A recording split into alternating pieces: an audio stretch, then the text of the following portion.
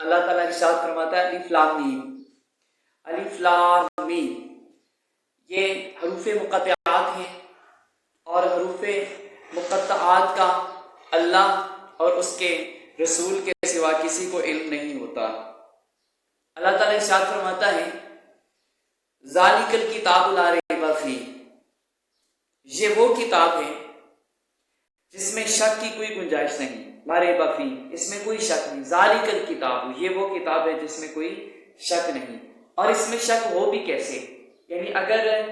یہ کسی انسان کا کلام ہو تو اس میں شک ہو سکتا ہے، کیونکہ انسان جب لکھتا ہے تو وہ اپنے علم کے مطابق لکھتا ہے، اس کی جو علم کی جو لانیاں ہیں، جو علم کا اس کا دائرہ کہاں ہے وہ محدود ہوتا ہے، اور چونکہ یہ پروردگار عالم کی طرف سے نازل کی گئی ہیں تو اس میں شک کیسے ہو سکتا ہے، کیونکہ جو نازل کرنے والا ہے وہ لامحدود علم کا مالک ہے۔ ارشاد ہوتا ہے ہدی للمتقین، ہدی للمتقین یہ ہدایت ہے متقین کے لیے۔ ویسے تو قرآن میں ہدی للناس کا بھی لفظ آیا ہے، تو یہاں سے اس کا کیا مطلب ہو سکتا ہے، ہدی للمتقین یعنی قرآن جو ہے یہ ہدایت ہے، تمام انسانوں کے لیے ہدایت ہے، لیکن یہاں متقین کا اشارہ اس لیے کیا گیا ہے کہ اس سے جو حقیقی نفع اٹھانے والے ہوتے ہیں وہ صرف مومنین ہوتے ہیں، وہ اللہ سے ڈرنے والے متقین ہوتے ہیں۔ ارشاد ہوتا ہے الذین یؤمنون بالغیب ویقیمون الصلاۃ ومما رزقناہم ینفقون، اور پھر آگے اللہ تعالیٰ ایمان لانے والوں کی خوبیاں بیان کرتا ہے۔ الذین یؤمنون بالغیب، ایمان والے وہ ہیں جو غیب پر ایمان لاتے ہیں۔ اب غیب کیا ہوتا ہے، یعنی جو ہماری ظاہری آنکھ نہیں دیکھ سکتی، ہم اس کو چھو نہیں سکتے، ہم اس کو دیکھ نہیں سکتے، ہم اس کو سونگھ نہیں سکتے، اس کی خوشبو محسوس نہیں کر سکتے، وہ غیب ہوتا ہے۔ اور غیب دراصل وہ ہوتا ہے جس کا پتہ ہمیں اللہ کی ذات قرآن کے ذریعے سے دے، یا پھر حضور علیہ الصلوۃ والسلام کی ذات یعنی وحی کے ذریعے سے ہمیں جو اللہ تعالیٰ وحی کرتا ہے حضور علیہ الصلوۃ والسلام پر، اور حضور علیہ الصلوۃ والسلام کے توسل سے ہمیں کوئی چیز ملتی ہے تو وہ غیب ہوتی ہے جو ہماری آنکھوں کے سامنے نظر نہیں آتی۔ مثلا اس میں ایمانیات کا پورا باب داخل ہو جاتا ہے، جس طرح یوم آخرت پر ایمان، فرشتوں پر ایمان، جنت پر ایمان،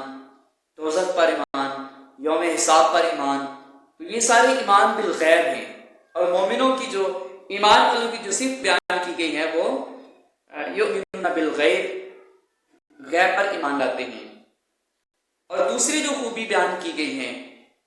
ایمان والوں کی، وَيُقِيمُونَ الصَّلَاةَ، اور وہ نماز قائم کرتے ہیں، یعنی نماز کو قائم اس طرح سے کرتے ہیں وہ اس کے صحیح وقت پر پڑھتے ہیں، وہ اس کے فرائض واجبات اور مستحبات کے ساتھ اس کو پڑھتے ہیں، نماز قائم کرتے ہیں۔ یہ دوسری خوبی ہے ایمان والوں کی۔ وَمِمَّا رَزَقْنَاهُمْ يُنْفِقُونَ، اور ایمان والوں کی تیسری خوبی جو بیان کی گئی ہے کہ وہ اللہ کی راہ میں خرچ کرتے ہیں، جیسا کہ نماز کے ساتھ ساتھ بہت ساری جگہوں پر قرآن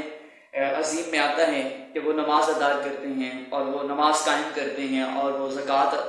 دیتے ہیں، تو زکوٰۃ بھی خرچ کرنے میں آتی ہے، اور اس میں دوسری جو نفلی صدقات ہیں وہ بھی ينفقون میں ہی آئیں گے۔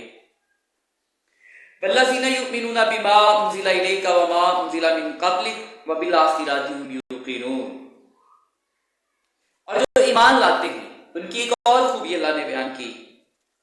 وَالَّذِينَ يُؤْمِنُونَ بِمَا أُنزِلَ إِلَيْكَ، کہ جو ایمان لانے والے ہیں جو تیری طرف جو کچھ اترا، یعنی حضور علیہ الصلوۃ والسلام پر جو کچھ اترا اس پہ ایمان لاتے ہیں، وَمَا أُنزِلَ مِن قَبْلِكَ وَبِالْآخِرَةِ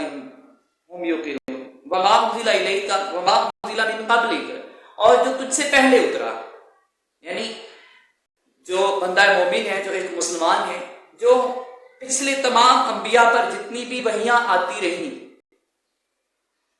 اس پہ ایمان رکھتے ہیں، یعنی توریت، زبور، انجیل، وہ سب پر ایمان لاتے ہیں کہ یہ خدا تعالیٰ کی طرف سے ہیں، اور پیغمبروں کی طرف نازل ان سب پہ ایمان لاتے ہیں، گو بعد میں ان میں جا کر تحریفات کر دی گئی، لیکن باصیت مسلم ایمان ضرور ہے، ہمارا ایمان ہے کہ وہ ساری خدا تعالیٰ کی طرف. تو یہ بھی ایک ایمان والوں کی خوبی بیان کی گئی ہے کہ جو تیری طرف اترا، یعنی جو قرآن مجید پر بھی ایمان لاتے ہیں، اور جو پچھلے انبیاء پر جو کتابیں نازل کی گئیں ان پر بھی ایمان لاتے ہیں. وبالآخرۃ هم یوقنون، اور وہ یوم آخرت پر بھی ایمان لاتے ہیں. پہلے بھی اللہ تعالیٰ نے فرمایا کہ الذین یؤمنون بالغیب، وہ غیب پر ایمان لاتے ہیں. غیب سے مراد یہ ساری چیزیں، یعنی یوم قیامت پر ایمان ہے، جزا و سزا پر ایمان ہے، جنت دوزخ پر ایمان ہے. تو یہاں پر واضح کر دیا گیا، دوبارہ سے الگ سے بیان کیا گیا کہ وبالآخرۃ هم یوقنون، اور وہ آخرت کے دل پر، آخرت کے دن پر ایمان رکھتے ہیں. کیونکہ اعمال جو ہیں، اعمال کی جو تعین، اعمال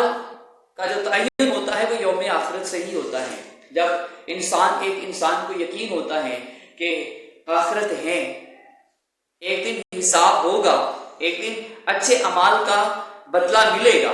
جزا ملے گی، برائیوں کا بدلہ جہنم کی شکل میں ملے گا، تو وہ اپنی زندگی کا جو رستہ ہے وہ ٹھیک کر لیتا ہے، اپنے آپ کو اچھائیوں کے راستے پہ لے آتا ہے. اولئک علی ھدی من ربہم، یہی لوگ ہیں جو ہدایت پر ہیں اپنے رب کی طرف سے. اولئک علی ھدی من ربہم، انہی لوگوں کو ان کے رب کی طرف سے ہدایت ملتی ہے. واولئک ھم المفلحون، اور یہی لوگ ہیں جو فلاح پانے والے ہیں. کون سے لوگ ہیں؟ جن کی خوبیاں پہلے بیان کی گئی کہ وہ غیب پر ایمان لاتے ہیں، وہ نماز قائم کرتے ہیں، وہ اللہ کے دیے میں سے خرچ کرتے ہیں، اور جو کچھ حضور علیہ الصلوۃ والسلام پر اترا اس پہ ایمان لاتے ہیں، اور جو حضور علیہ الصلوۃ والسلام سے پہلے تمام انبیاء پر وحیوں کی شکل میں جو کچھ بھی اترا اس پہ ایمان لاتے ہیں، اور وہ آخرت پر بھی ایمان لاتے ہیں. یہی وہ لوگ ہیں جو اپنے رب کی طرف سے ہدایت پر ہیں، اور یہی لوگ جو ہیں وہ کامیابی، فلاح پانے والے ہیں. اور فلاح سے مراد یہاں پہ کامل فلاح ہے. فلاح سے مراد مکمل کامیابی ہے. مکمل کامیابی سے کیا، فلاح سے مکمل کامیابی سے کیا مراد ہے؟ یعنی ایک انسان کا جہنم سے آزاد ہو کے جنت میں چلے جانا، یہ مکمل فلاح ہے، یہ مکمل کامیابی ہے. وآخر